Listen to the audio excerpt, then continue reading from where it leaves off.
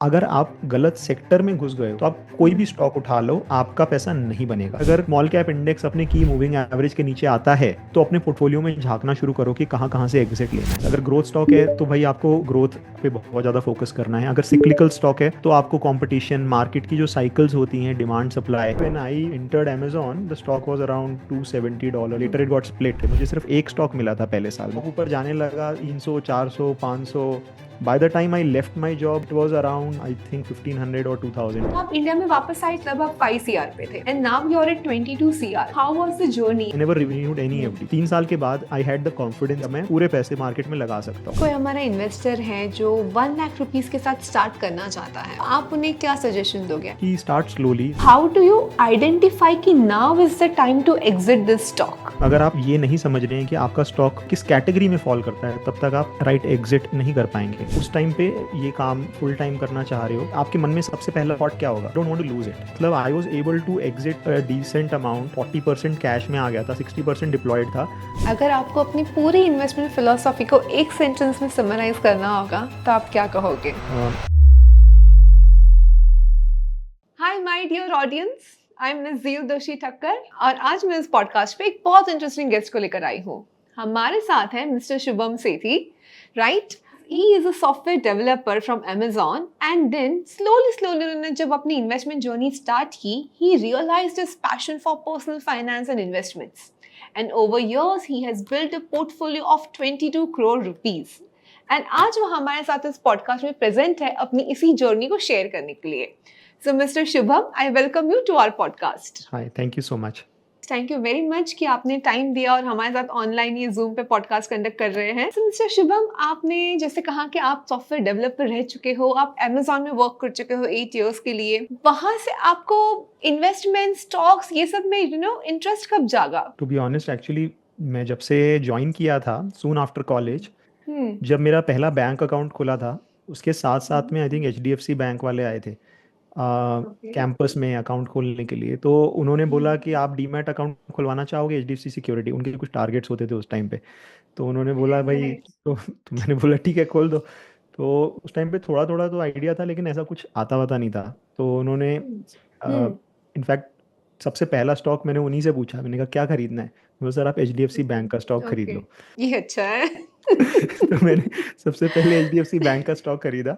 और उस टाइम तो पैसे नहीं थे, जस्ट कॉलेज से बाहर निकले थे।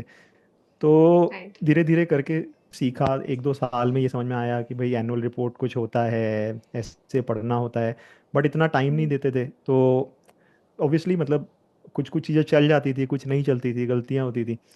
बट देन मतलब आई वॉज ऑलवेज क्यूरियस कि भाई ये कुछ फैसिनेटिंग सा है एंड इसमें पैसा। अच्छा, बाय द वे, मुझे कंपनी जहाँ पे मैं काम करता था, Amazon use to give me stocks in compensation. तो वो ESOPs जैसे हम बोलते हैं, it was employer it was backed RSU shares. Actually, they used to okay, give me RSUs।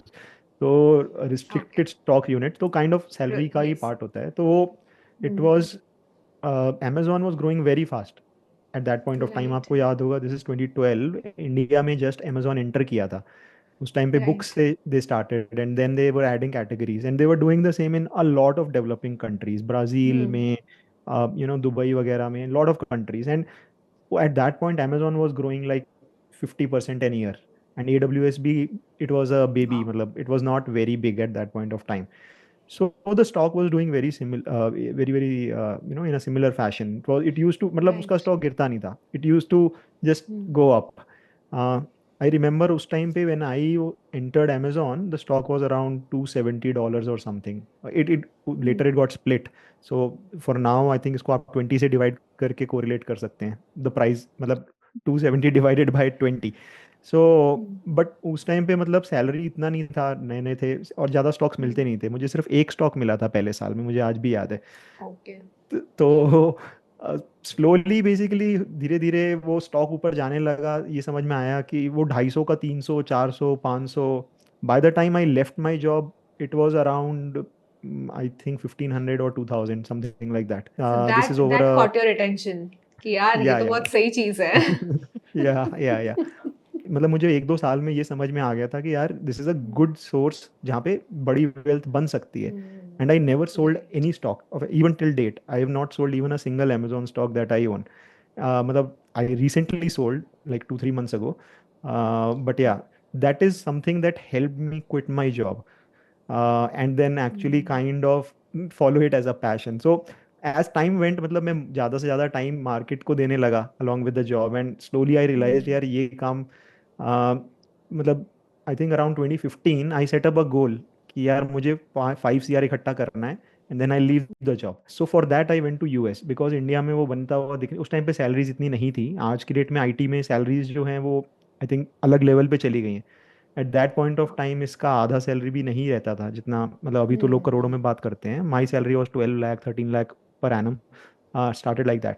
And धीरे धीरे करते भी तो मैंने सोचा यूएस जाना ठीक रहेगा. So I went to US for 3 years, and there I try to save as much as possible. And जैसे ही मेरा वो 5 CR का गोल हिट हुआ, I said, okay, now I can quit and take a 1 year break. I want to do it full time. I've been doing it part time. And then it turned out good. And then, matlab, within like the first year, it was almost like 9-10 CR. So I never had to go back because उसके बाद Covid हो गया था. And you remember Covid के time के बाद there was a big rally. So I was not invested at that point of time, but Amazon के stocks भी अच्छा कर रहे थे, वो मैंने कभी बेचे नहीं.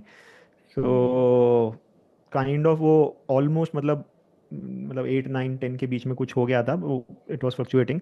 सो then I kind of was like ठीक है, अभी तो वापस जाने की जरूरत नहीं पड़ेगा. इन 2022 मेरे को समझ में आ गया था. एंड देन मतलब उसके बाद आई केप्ट ऑन इन्वेस्टिंग. पहले ये रहता था कि जब इन्वेस्ट करता था आई यूज टू फॉलो 60-40, और कि भाई एक लिमिट तक ही इन्वेस्ट करना है, एफडी होना चाहिए, पोर्टफोलियो एलोकेशन, ऐसा वैसा. Over time I got more and more confident, and then right now I don't have any other asset classes. I am always मतलब either I'm like in the stock market or I'm in cash. Okay. So जब आप US में थे, okay, see it is very natural that we get tempted कि यार अब तो मैं यहाँ पे आ चुका हूँ, मैं डॉलर्स में छाप रहा हूँ, चलो let me do this, let me do that. How did you control your urge to not to spend and save every rupee that you are earning? I was always determined. I went there with a mission. So I knew मेरा visa 3 साल का था. I knew कि मुझे 3 साल के बाद वापस आना है. So even though my visa got extended for another 2 years, but I did not stay there. As soon as I hit that number, I came back. So I went there not to enjoy, or मतलब I did not actually. People say यार कहाँ कहाँ travel करा, क्या करा. In reality, I did not travel anywhere. यही होता है कि अरे यूएस में गया हो, ये घूमे वो घूमे. मैंने कुछ भी नहीं घूमा, मतलब हार्डली. मैंने एक आधी कोई ट्रिप मारी थी, वो भी आसपास ही, नॉट वेरी फार.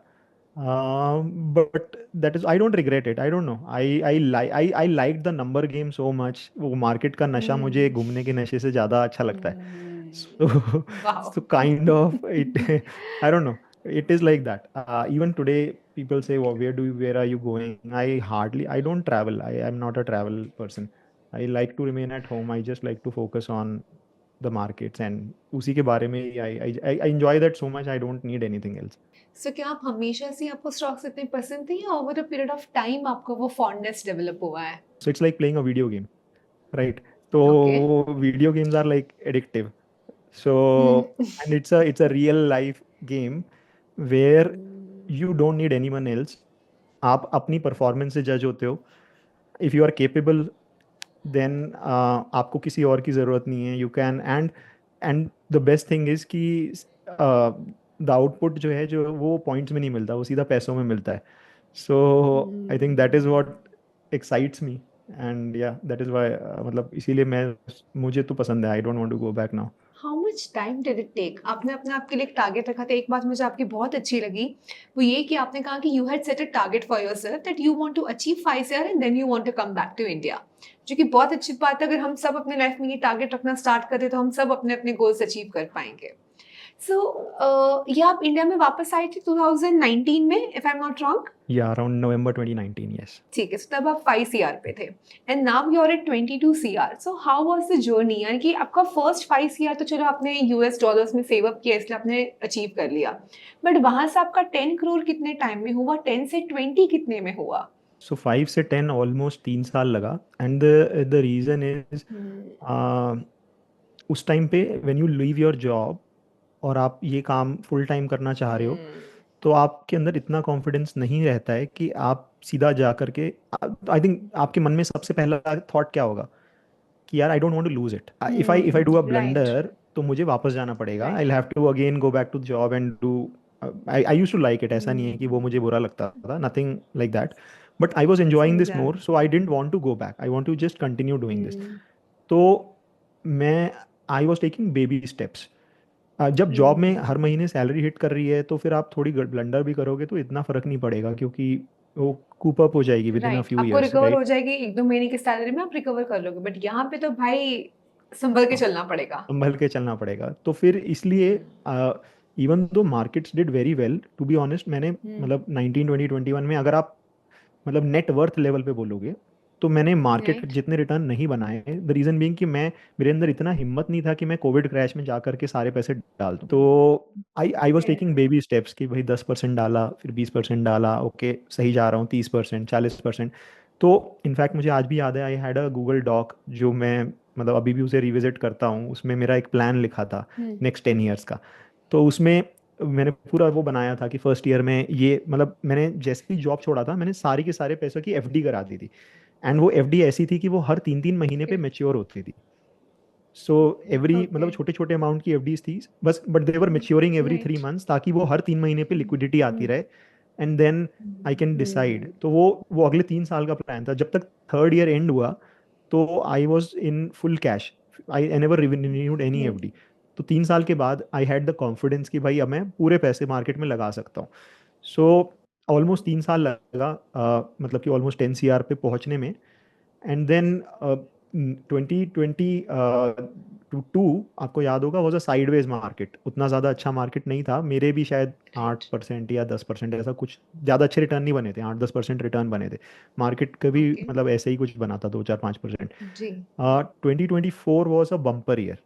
2024 में आई थिंक ऑलमोस्ट 2024 एंड तक the portfolio was almost 25 CR। सितंबर से जो डाउनफॉल हुआ है उसमें थोड़ा इम्पैक्ट हुआ है। नहीं नहीं नहीं नहीं, तब तक मेरा प्रोसेस तब तक अच्छे से पक्का हो गया था। सो आई विल टेल यू अरे मेरा वाह प्रोसेस क्या रहता है। सो हम्म उसमें मतलब I was able to exit decent amount, almost 40% cash में आ गया था, 60% डिप्लॉयड था। बट मतलब I hmm I look at sector rotation and मतलब मेरा प्रॉपर वो टेक्नो फंडा वैल्यू इन्वेस्टिंग वाला स्टाइल है। तो एक्चुअली 2025 भी डिसेंट रहा है अभी तक, मतलब it it even though market में इट हैज़ भी मतलब डिसेंट का मतलब रिटर्न कुछ नहीं बना है, बट द ओके क्रैश में पैसा गया नहीं है, लोगों का बहुत ज़्यादा गया है, and I am fully invested. तो उस हिसाब से मतलब 25 से अभी ऑलमोस्ट 22.5 पे है। तो चला गया ऊपर का जो भी मतलब 10 15%, बट इट इज़ ओके, मतलब आई थिंक उतना मार्जिन तो मुझे राइट देना पड़ेगा अगर मैं ये काम कर रहा हूँ, तो अभी उतना रिस्क टेकिंग एबिलिटी है कि उतना वॉलेटिलिटी तो झेलना ही पड़ेगा। Fair enough. सो आपने मुझे 3 इयर्स की पीरियड की बात की जब आप धीरे धीरे अपनी क्वार्टरली एफडीज को मैच्योर होते होते फिर धीरे धीरे मार्केट में लगा रहे थे।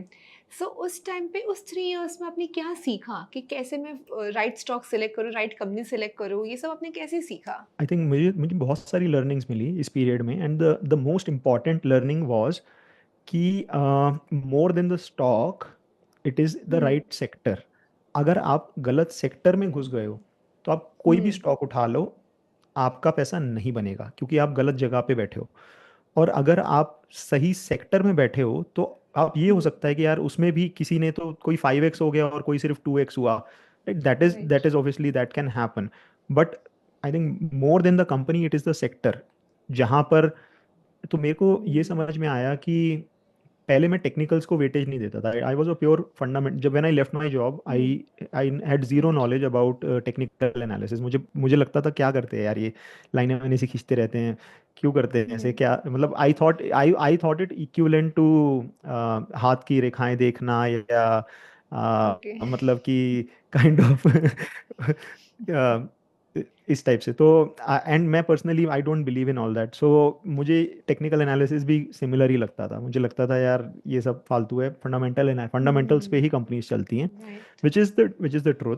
But then over right time in 2021 कुछ कुछ गलतियां ऐसी हुई जहाँ पे अच्छा पैसा बनाया एंड उसके बाद पैसा गवा दिया।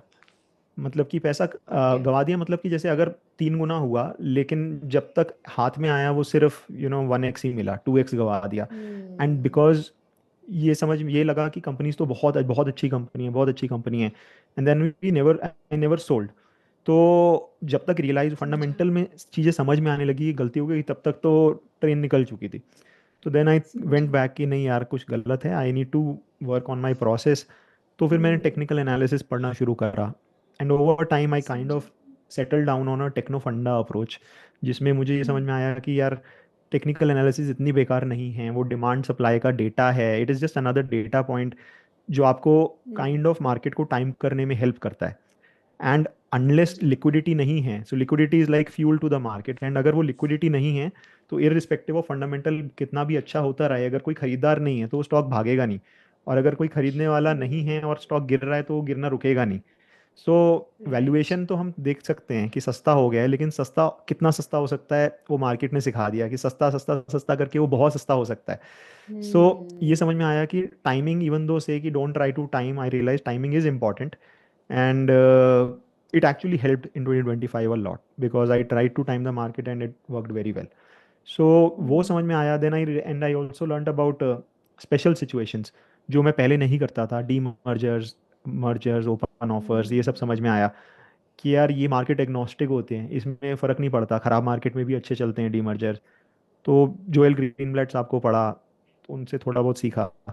अभी आई extensively follow a lot of demergers, open offers, मतलब every day I do that.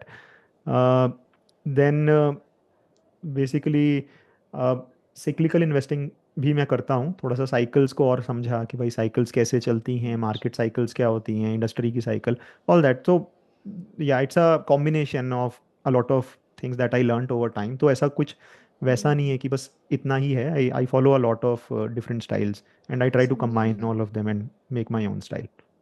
One thing I really liked about you saying is कि और ये मिस्टेक हम सब करते हैं, पता है, हम अच्छे अच्छे स्टॉक्स खरीद तो लेते हैं, ये सोचिए कि ये तो कंपनी बहुत अच्छी है, नहीं इसको बेचना क्यों, इसके स्टॉक को रखते हैं। बट जब तक मैं उस प्रॉफिट को एनकैश नहीं करती तब तक वो मेरा प्रॉफिट मेरा नहीं है, तब तक वो सिर्फ ऑन पेपर है। तो एग्जिट करना, प्रॉफिट बुक करना वो उतना ही इक्वली इम्पॉर्टेंट है। मतलब when to exit is very important, है ना। So how do you identify कि now is the time to exit this stock? Entry की तो हर कोई बात करता है, बट हाउ टू नो कि भाई अब एग्जिट करना है। There are different categories of stocks.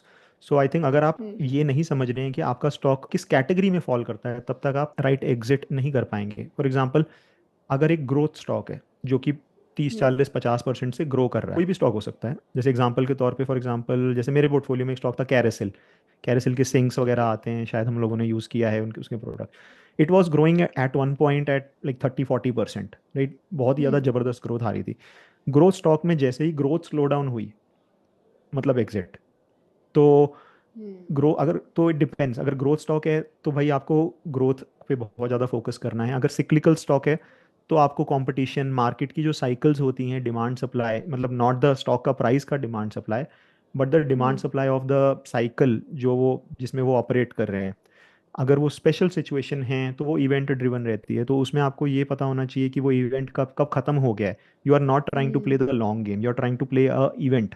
तो जैसे ही वो इवेंट खत्म हो हम्म। गया, डीमर्जर हो गया, थोड़ा टाइम हो गया, फेयर वैल्यू पे आ गया, तो exit. Then I try to combine techno funda, जिसमें बेसिकली कई बार ऐसा होता है कंपनीज बहुत महंगी हो जाती हैं। सो हम्म। फॉर एग्जांपल, पी जैसे अगर हम देखते हैं तो price to earning ratio, let's say कि अगर जैसे लास्ट अभी भी देखो आप पिछली साइकिल में, for example railway stocks, they were trading very hmm. Expensive, या हम्म। Defence stocks. सो जैसे एग्जांपल के तौर पे I was owning a stock called Zen technology.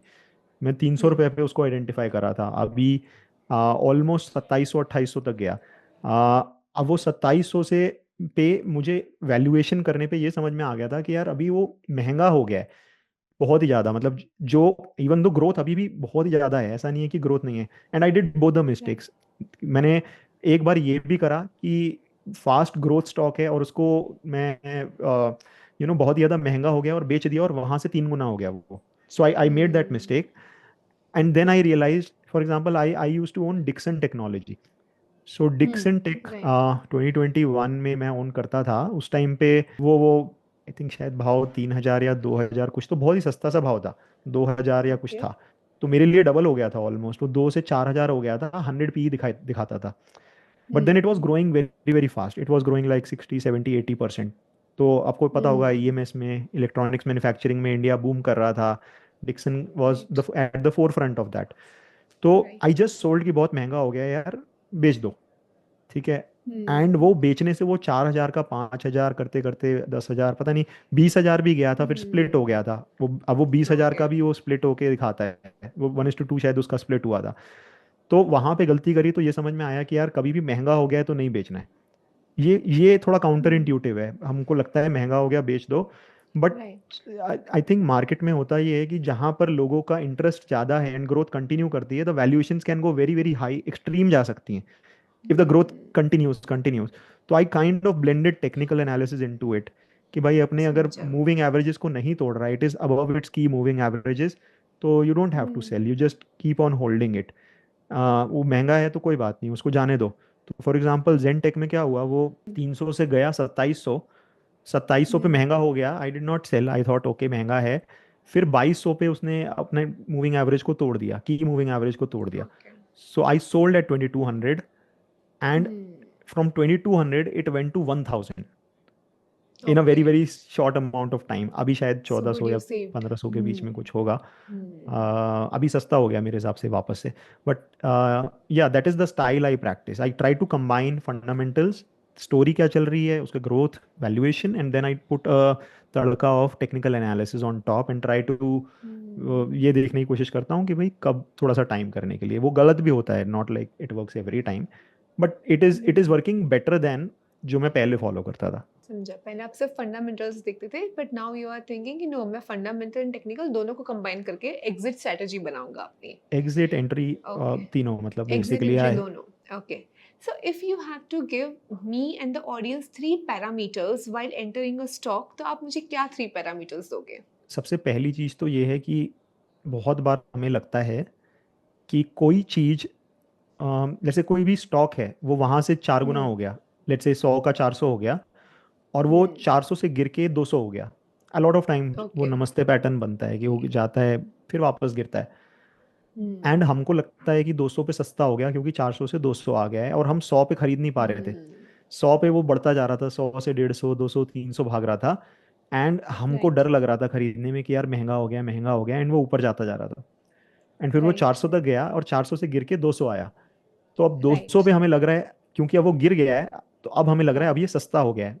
And यही सबसे बड़ी गलती है, हमें लगता है कि यार अब ये ऐसा होता इसलिए है कि देर इज़ अ साइकिल। हमको ये समझना पड़ेगा कि हमेशा मार्केट हमेशा नई साइकिल बनाती है। जैसे रेलवे जो पिछली साइकिल का स्टॉक था, अब वो साइकिल खत्म हो चुकी, या मे बी खत्म नहीं हुई है, मे बी आगे जाके वापस आ जाए, बट काइंड ऑफ हमें हमेशा आने वाली साइकिल पे फोकस करना है, बजाय पिछली साइकिल के पिटे हुए स्टॉक्स पे। Right. गलती Agreed. मेजॉरिटी रिटेल इन्वेस्टर्स गलती ये करते हैं कि स्टॉक आधा होके पकड़ते हैं, और वो वहां से भी आधा होता है क्योंकि वो साइकिल खत्म हो चुकी है, right. It is a last cycle का स्टॉक। सो सेम गलती लोगों ने फॉर एग्जाम्पल डिफेंस में करी, सेम गलती लोगों ने रेलवेज में करी, एंड सो ऑन। मतलब तो हमारा गोल ये रहता है वाइल बाइंग, ये होना चाहिए कि हम अगली साइकिल को टाइमली आइडेंटिफाई करें, और फिर चाहे उसके लिए 20% फालतू पैसा दे दें, क्योंकि वो नई साइकिल की शुरुआत है। तो नई साइकिल की शुरुआत तब होती है जब कोई भी स्टॉक लॉन्ग कंसोलिडेशन के बाद ब्रेकआउट देता है। लॉन्ग कंसोलिडेशन का बाद मतलब पिछले 5 सालों से कुछ नहीं किया है स्टॉक ने। फॉर एग्जाम्पल आज की डेट में बैंकिंग, आज की डेट में आप कोई भी बैंक उठा के देख लो, एचडीएफसी बैंक, कोटक बैंक, 5 5 सालों से जीरो रिटर्न बने हैं, ठीक है। लॉन्ग कंसोलिडेशन, वैल्यूएशंस, आप कोई भी फंडामेंटल पैरामीटर उठा के देखोगे वेरी चीप, या एनबीएफसीज आप उठा के देख लो। तो अब यहाँ पर जब नई साइकिल की शुरुआत होगी तो हमें इस साइकिल में घुसने की कोशिश करना है, ना कि ऐसी साइकिल में जो चल चुकी है, जिसका टाइम खत्म हो गया है। Right. That is Very the, well I put. Feel मेरे लिए मेजर लर्निंग थी, आई थिंक ओवर गलतियां कर करके ये सब सीखा है। एंड ऑब्वियसली बहुत बार जब यूफोरिया होता है तो हम वैल्यूएशन को थोड़ा सा कम पीछे कर देते हैं। तो आई Right. थिंक वो एक इम्पॉर्टेंट लेसन है कि वैल्यूएशन को वो ऐसा नहीं करना है। And then next most important चीज़ मैं बोलूँगा कि uh, जैसे कोई भी अगर आप सेक्टर आइडेंटिफाई कर रहे हो, तो उस सेक्टर में फॉर एग्जांपल आपने आइडेंटिफाई कर लिया कि भाई ये सेक्टर है जो यहाँ पे मुझे एंट्री करनी है, राइट? तो स्टार्ट विद द लीडर, हमेशा रैली शुरुआत लीडर से होती है, एंड देन वो धीरे लीडर इन धीरे दैट जब sector, leading company in leader that in sector, leading right? Leader in the sector, yes, मतलब उस सेक्टर में जो राइट, बेस्ट कंपनी है, जो वो ओके, आपको बेस्ट रिटर्न नहीं बना के देगी। अब बेस्ट चीज ये है, रिटर्न सबसे ज्यादा एक एक अप साइकिल में सबसे ज्यादा रिटर्न वो बना के देता है जो सबसे घटिया कंपनी होती है, which is counter intuitive, but that is the okay, reality. क्योंकि जो ओके, सबसे घटिया कंपनी होती है वो पिछली बैड साइकिल में इतनी ज्यादा पिट चुकी होती है कि वो नेक्स्ट साइकिल में सबसे ज्यादा अप मूव देती है। लेकिन अगर आपने उसको गलत पकड़ लिया तो वो it is like playing with fire. तो मतलब एंड जो मूव होता है वो हमेशा स्टार्ट होता है लीडर्स से। So the leaders okay, give way, वो रास्ता दिखाते हैं, और फिर जो बाकी छोटी कंपनियां होती हैं वो उन्हें फॉलो करती हैं। लेकिन वो जो छोटी कंपनियां राइट, होती हैं वो ज़्यादा भागती हैं comparatively. So once you have the confirmation कि भाई ये साइकिल अब कंफर्म्ड है, then start going towards the tier 2 type stocks instead of tier 1। But don't start with the tier 2 stocks, क्योंकि वहां पे अगर आप गलत हो गए तो पिटाई भयंकर होती है। मतलब 50% 60% आपका आराम से जा सकता है। शिवम जी, क्या आपने खुद ने कभी अपने पोर्टफोलियो में 50-60% लॉस देखा है? कभी भी बड़े पोर्टफोलियो साइज पे नहीं देखा है, क्योंकि मेरा प्रोसेस ये है कि मैं, हाँ, आई थिंक द मुझे ये समझ में आया कि सबसे बड़ी गलती क्या होती है एक पोर्टफोलियो में, a big loss at a big position size, right? तो अगर कोई पोजीशन मेरा 0.1% ऑफ द, बेसिकली होता ये है कि मेरे पोर्टफोलियो में एट एनी पॉइंट 20 से 25 कोर स्टॉक्स रहते हैं, ओके, एंड लेकिन नंबर ऑफ स्टॉक्स देखोगे तो 60-70 भी हो जाते हैं, and that is because okay, I want to track a lot of companies. मैं चाहता हूँ कि मैं देखूँ कि जैसे मैं क्योंकि दिन भर यही काम करता हूँ, तो मुझे कोई भी स्टोरी अच्छी लगती है तो आई जस्ट उसका एक दो स्टॉक खरीद के मैं रख लेता हूँ, ताकि मुझे ओके, आंखों के सामने दिखता रहे। तो हाँ, बेसिकली उन स्टॉक्स में मैं बॉदर नहीं करता। अब काफ़ी बार वो एक दो स्टॉक राइट, नहीं होते हैं, मे बी ऐसा भी होता है कि वो 0.1% ऑफ द पोर्टफोलियो है, या 1 लाख 2 लाख रुपए पड़ा है उसमें। अब उसमें 10-20 हज़ार का लॉस हो रहा है, या मानो कि 1 लाख रुपए का भी लॉस हो रहा है, तो I don't pay a lot of attention to that, क्योंकि वो I know right, this can not break me. Right, overall very small percent of my portfolio, लेकिन देर राइट, आर स्टॉक्स जहाँ पे मैं लेट्स से 5 करोड़ डाल के बैठा हूँ, राइट? उसमें मैं I can not afford to lose, right? So right, वहाँ पे the surety has to be very very high that I don't go wrong. तो इवन दो मतलब ऐसा कोई आज तक कोई स्टॉक हुआ नहीं जहाँ पे मैंने इतना डाला है, but I am touchwood, just giving an example. Hmm, but so उसमें क्या होता है कि मैं टेक्निकल एनालिसिस को ज़्यादा वेटेज देता हूँ over fundamental analysis. So based on the position size I try to make sure that I don't go wrong. तो आई डोंट हैव अ, मैं बहुत ज़्यादा लंबा उसे गिरने नहीं दूंगा ऐसे स्टॉक को जो मैं बड़े पोजीशन पे लेके बैठा हूँ। so do you keep a stop loss or something? Basically मेरा सिंपल रूल है, अगर 200 दिन मूविंग एवरेज के नीचे है तो मेरे स्टॉक में बड़ा पोजीशन नहीं हो सकता। मेरे स्टॉक के सारे पोजीशंस हमेशा 200 डे मूविंग एवरेज के ऊपर ही रहने चाहिए। That is the, Okay, unless obviously मेरा पोजीशन साइज छोटा है तो आई विल नॉट केयर। और या तो फिर I am very very confident, तो I I try to weigh the fundamental over right, technical. अगर मुझे स्टोरी पता है already and I am more confident, भाई मैं प्रमोटर से दिन भर बात कर रहा हूँ, मुझे इतना उस लेवल का बात हो गया है, देन okay, मैं टेक्निकल को छोड़ूंगा। मुझे पता है यार ये हो जाएगा, ultimately it will happen. But if that is not the case और मेरे कॉन्फिडेंस में कमी है फंडामेंटल में, तो फिर मैं स्विच करता right, हूँ टेक्निकल्स पे, and I give more weightage to technicals than fundamentals. great. So how do you identify the sectors? जैसे मैं आपकी बातों से समझ रही हूँ कि ना आप सेक्टर्स को काफ़ी, आपने कहा कि अच्छे सेक्टर ढूंढो, अच्छी सेक्टर की लीडर्स में डालो। कोई भी एक आम इन्वेस्टर जो शायद इतना वेल वर्स्ड नहीं है, हाउ कैन ही और she identify a good sector? देखो अब इसमें दो तरीके के सेक्टर्स होते हैं। एक होते हैं ऐसे ओके, सेक्टर्स जहाँ पे स्टेडी ग्रोथ आती रहती है, हमेशा से आती रही है और आगे राइट, भी आती रहती है, राइट? जो कि पुराने सेक्टर्स हैं, but for some reason market में करेक्शन आ गया, वो सस्ते हो गए और वट एवर, वो अच्छे हैं, they are good. But the better ones are those जहाँ पर जहाँ पे there is a, so I think of it like a moving object, right? वो Newton's law okay, of motion. तो an object in motion remains in motion, and object at rest remains at rest until external force is applied. Pushed, Yes. Right, तो same goes with stocks. तो वो stock, अगर कोई sector ऐसा है जो पिछले जितनी ज़्यादा लंबे टाइम से पिटा हुआ है, राइट, और अब कुछ ओके। गवर्नमेंट का पॉलिसी चेंज हो गया जिसकी वजह से अचानक से गवर्नमेंट ने अब उस सेक्टर को फोकस में ला दिया है, तो क्योंकि वो पहले पिटा हुआ था इसीलिए वो वैल्यूएशंस इतने ज़्यादा सस्ते थे।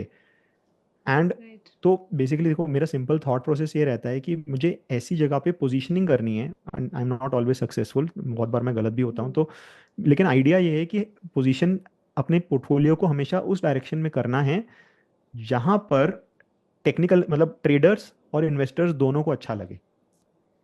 मतलब काफ़ी बार ऐसा होता है कि इन्वेस्टर्स को अच्छा लग रहा है कि सस्ता बहुत हो गया, इन्वेस्टर्स हमेशा वैल्यूएशन और ये सब चीज़ें देखेंगे और ट्रेडर्स हमेशा चार्ट देखेंगे। तो अगर मतलब ये दो फोर्सेस हैं जो मार्केट को ऊपर लेकर जाएंगी, अगर एक फोर्स उसे नीचे पुल कर रही है, मतलब ऐसा होता है बहुत सारे चार्ट्स इतने अच्छे होते हैं, लेकिन कोई मुझे बोले यार ये बड़ा ही जबरदस्त चार्ट है, मैं जा करके देखा यार 80 के पी पे मिल रहा है, नहीं, नॉट इंटरेस्टेड, एंड ग्रोथ भी कोई बहुत ज़्यादा नहीं है, 25-30% की ग्रोथ है, इवन दो ओके है, बट नॉट इंटरेस्टेड। तो बेसिकली फंडामेंटल इन्वेस्टर को अच्छा लगना चाहिए, मतलब वैल्यूएशन बहुत रीजनेबल होनी चाहिए, एंड देन चार्ट ऐसा होना चाहिए कि एक ट्रेडर को भी अच्छा लगे कि पिटाई होने के बाद प्रॉपर बॉटमिंग आउट हो रहा है, ब्रेकआउट आ रहा है, एंड देन नए साइकिल की शुरुआत हो रही है। सो मैं I am look out for those kind of stories. तो मैं जनरली हमेशा पिटे हुए स्टॉक्स को ज़्यादा फोकस करता हूँ पढ़ने में, एंड मैं खरीदता नहीं हूँ, मतलब बस मैं पढ़ता रहता हूँ, एंड उनमें शायद एक एक दो दो स्टॉक लेके बैठ जाता हूँ, और जब उन सेक्टर्स में ब्रेकआउट्स आते हैं, that is when I put the actual money. That is the basically the style that I follow. सो आप टॉप डाउन नहीं जाते हो कि भाई पहले मैं सेक्टर देखूं कि ऑटो जा सकता है, एफएमसीजी जा सकता है? नो, आप स्टॉक्स देखते हो पहले? It is both. जी। टॉप डाउन भी होता है। जनरली टॉप डाउन में प्रॉब्लम ये आती है कि टॉप डाउन में हॉट सेक्टर्स हमेशा प्रायोरिटी लेते हैं, लेकिन अब मैं आई एम एन इंडिविजुअल, मेरे कोई ऐसा नहीं है कि मेरे लिए 10 एनालिस्ट काम कर रहे हैं, तो I don't have infinite bandwidth. तो मैं सारे एक एक सेक्टर पढ़ने में मतलब takes a significant amount of time to understand the nitty gritties of the sector. पहले राइट। पढ़ा हुआ है then it will take less time, but नए सेक्टर के लिए takes a lot of time. तो राइट। आई जनरली प्रेफर, अगर मैं मेरे लिए मतलब मैंने सही जगह पे एनर्जी नहीं लगाई तो वो मोस्ट लाइकली मेरे लिए वेस्ट ऑफ टाइम है।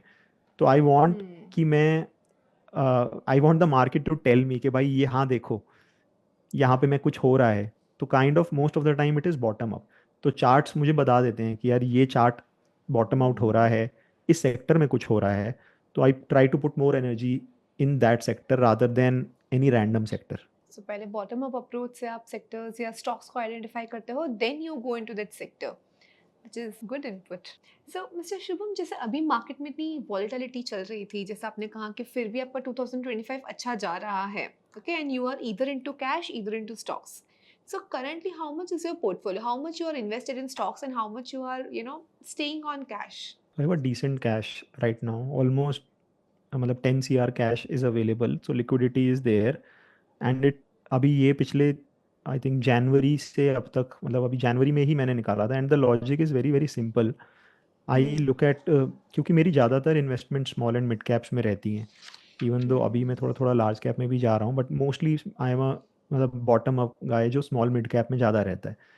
एंड इवन दो कहने को you are a long term investor and you can stay invested for a very long time in a stock और इन अ सेक्टर, बट अभी भी हमने देखा, सो आई थिंक अच्छे अच्छे लोगों को समझ में आ गया होगा कि long term investing sounds very very good on paper, but in reality it is very very hard to do, क्योंकि जब स्टॉक आपके जो गेन्स हैं वो ऐसे खत्म होते जाते हैं और एक महीने में आपका पूरा का पूरा पोर्टफोलियो के सारे गेन्स खत्म है, now you are at 10% loss, 20% loss, right, it doesn't feel good.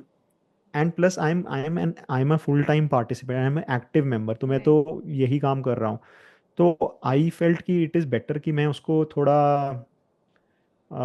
और बेटर तरीके से कर सकता हूँ, क्योंकि मैं ये काम फुल टाइम कर रहा हूँ, तो I can try to figure out कि पास्ट में क्या हुआ है। So I did because I was a coder, तो I I know how to code. So I मतलब पाइथन वगैरह I try to back test and do all that stuff, and I figured कि यार ज़्यादा दिमाग लगाने की ज़रूरत नहीं है।